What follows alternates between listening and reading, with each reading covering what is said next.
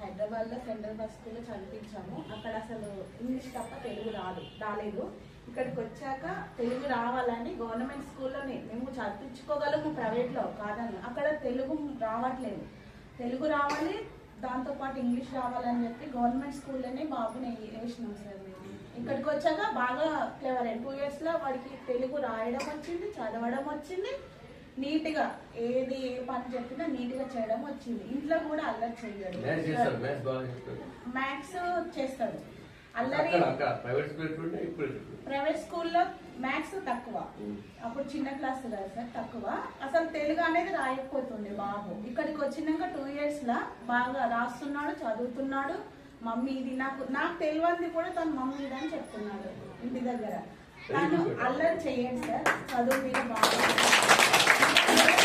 Observe చేస్తాను కదా, పిల్లలని బాగా అబ్జర్వ్ చేస్తా. వాళ్ళని ఆడే టైంలో ఆడిపిస్తా, చదివే టైంలో చదివిపిస్తా.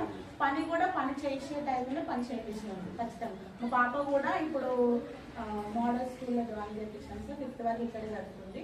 మోడల్ స్కూల్లో జాయిన్ చేయించి మాస్టర్ చేసినాము. ఇక్కడ ఏంటంటే కొంచెం నీట్గా విలేజ్లో క్రమశిక్షణ ఉండదని చెప్పి